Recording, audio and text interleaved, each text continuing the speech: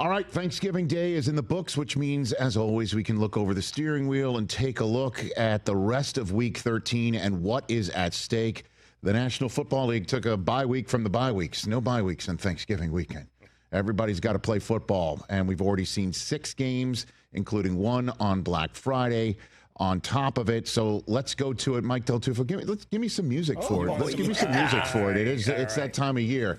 Week 13 in the National Football League. What is at stake for everybody else who is playing? Let's start in Cleveland, Ohio. That's right. The San Francisco 49ers, the last Monday night winner that we saw, taking on the Carolina Panthers. They're 8-4. They're trying to keep pace with the Seahawks in front of them. They're trying to keep pace with the Rams in front of them. They're going to try and keep pace with Shedeur Sanders. His first career home start. Myles Garrett, 18 sacks on the season with 6 games to go, training his eyes on a guy who had 3 interceptions in 3 series on Monday night, and Brock Purdy. The Niners' last win in Cleveland, Ohio, was 1984. It's been a house of horrors for them. Can they go 9-4? Can Shedeur Sanders go 2-0? That's a pretty big game, certainly in the NFC West, and for the Cleveland Browns organization that's trying to catch lightning in a bottle. The AFC South is up for grabs. The Indianapolis Colts, fresh off of an overtime loss in Kansas City with 6 games to go. They've got a 1-game lead on Jacksonville. They've got a 2-game lead on Houston, and the Colts have played neither Jacksonville nor Houston yet. The Jacksonville Jaguars are in Tennessee. They're on the road again. They have been road warriors since coming home from London, losing only 1 game, that game that they led in Houston by 19 points, only to blow it, helping the Texans get off the mat. They're in Tennessee. It is a winnable game for Jacksonville. It would be big, huge, if they could go 8-4 on the season. The Tennessee Titans would love to put a pelt on their wall in division, that is for sure. While this is going on in the early window on CBS, it is the first matchup between Houston and Indianapolis. They have, once again, not faced each other yet. Houston coming off of an 8-sack game on Josh Allen, now trying to train this top defense and one of the best pass rushes we've seen in recent memory against Daniel Jones, trying to stop Jonathan Taylor on the way to the quarterback. What a big game this is. The Texans, once upon a time, 0-3. It's possible. It sure looks like C.J. Stroud is starting this game.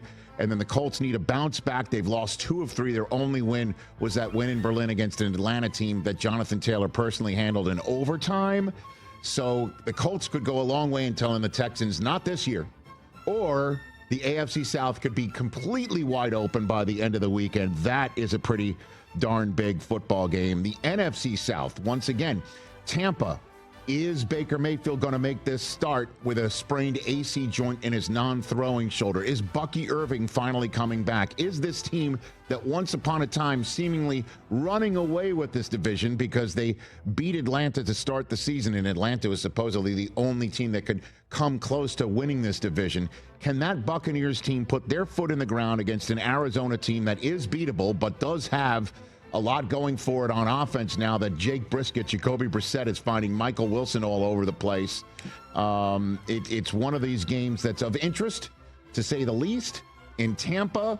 Can't wait to see it, because at the same time, while Tampa's taking on Arizona, Carolina is hosting the Los Angeles Rams. What a big game this is, because the Rams need to become the first 10-win team in the NFC to continue on their streak. Matthew Stafford's MVP campaign. The Rams have been playing the best football in the National Football League. They have led my power rankings now for 3 weeks in a row. The Carolina Panthers need to win these types of games to put their marker on the table and say, we're not a flash in the pan. And so can Bryce Young do it at home against a Rams team? What a massive measuring stick contest this is, certainly with the NFC South totally up for grabs. The Panthers and the Bucs have not played each other yet. They play each other in weeks 16 and 18. This is a big game because at the same time this is happening, Seattle later on, not the same time, same day, Seattle later on in the day is taking on the Minnesota Vikings. It's Max Brosmer time, apparently, everybody. Hey-oh. And this only just happens to zero in on the Minnesota Vikings off-season choices. Off-season choices. Hey, Sam Darnold, when you're 14 wins. Hey, Daniel Jones, we picked you off the Giants scrap heap. We had you in our fold. You both left our fold. We turned to J.J. McCarthy, who for the second time this year is not available. And everybody's wondering if it's an injury or just a minute for him to breathe again, because the treadmill of the National Football League's running a little too fast for this kid. And there's Sam Darnold in Seattle. Just a rampaging team right now on both sides of the ball. And Jackson Smith-Njigba doing so many amazing things with his quarterback finding him nonstop for a defense that is ready to take this undrafted free agent rookie and send him into a different universe. A tough game for the Vikings. The Seahawks, a highly winnable game for them, where they're ready to roll and keeping pace with the Rams, or potentially hoping that the Carolina Panthers will have somehow shocked the system earlier in the day. This is a big-time football game for the Minnesota Vikings and, of course, obviously, the Seattle Seahawks. Meanwhile, in the NFC South, the Atlanta Falcons are taking on the Jets. It's Kirk Cousins taking on the Jets, who are going to be starting Tyrod Taylor again. It's Kirk Cousins trying to keep this season alive for the Falcons in the same way they asked Michael Penix to do last year, because this guy was struggling. We will see what happens for the Atlanta Falcons. An interesting contest in this one. The Miami Dolphins are also coming off a bye at 4-7. They're kind of like a higher register team. Mm-hmm. You know, like, hey, man, you know, the Dolphins are won a lot. You know, they were once upon a time 1-6. Look at them now, coming off the bye, taking on the Saints. This is a winnable game. Tua can come off the mat. They're 5-7. Then you look down the road. Can you discount this? You see where I'm going with this one? We'll see what happens in this early window contest. Then it's I'll do it. What the hell? Bills, Steelers, 7-8.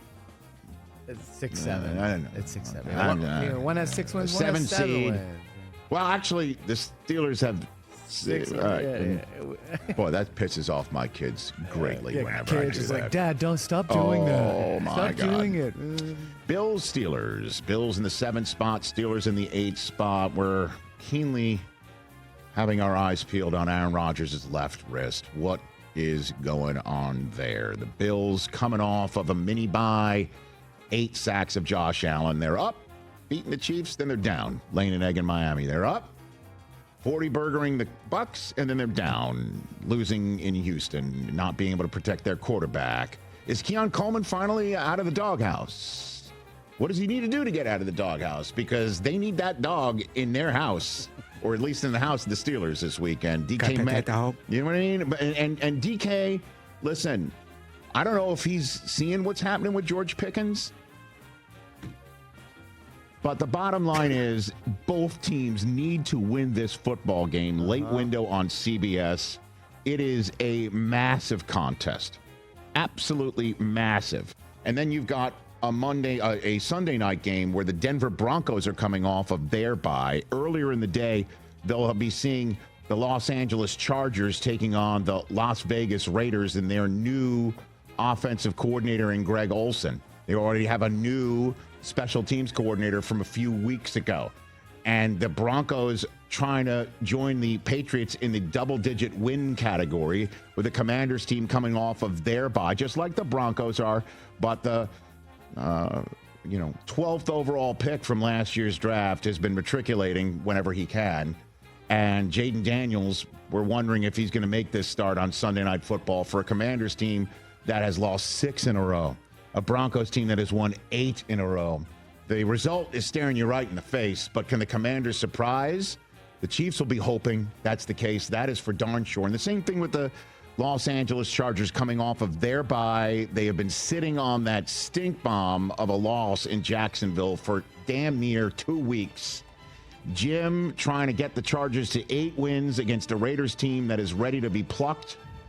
Let's see what happens in this one. Certainly with the AFC West seemingly in Denver's grasp, if not stranglehold.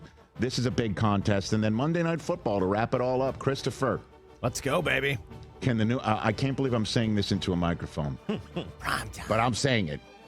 Can the New England Patriots become the first 11-win team of the National Football League 2025 season? I mean, it is shocking. I mean, Honestly, it's okay to be surprised. Honestly, it is. Of course, 9 straight wins. Once upon a time, 1 and 2, they've won 9 in a row. And I don't really care if the who have they really beaten train has left the station a long time ago. But the bottom line is, it's. I understand the who have they really beaten, but the New England Patriots were not equipped to be the team that beats teams that they're supposed to beat. Right. Yep. By a wide margin sometimes. Yeah. Or surprise in places like Buffalo when the Bills were at the top of their game, which was win 2 of the 9 in a row right now. What is the stat? 8 straight wins, scoring 23 or more, and giving up less than 20? Yeah. 23. And the last teams to do that, scoring 23 or more or giving up 23 or fewer in 9 straight contests, either won the AFL championship, the Houston Oilers back in the day. It's only happened a couple times. Or the San Francisco 49ers of the Bill Walsh era in the 80s. It's fun. So, fun season. And then, you know how we feel. Jackson Dart should be sitting there watching with an earbud, watching Jameis Winston go against Drake May. I know our friends at ESPN and ABC have been saying it's Jackson Dart versus Drake May. It should be Jameis versus May. We'll see what happens, but this is a big game for the Patriots to stay, on the heels of Denver or in front of Denver. No doubt. So that's what's at stake for the rest of your Thanksgiving weekend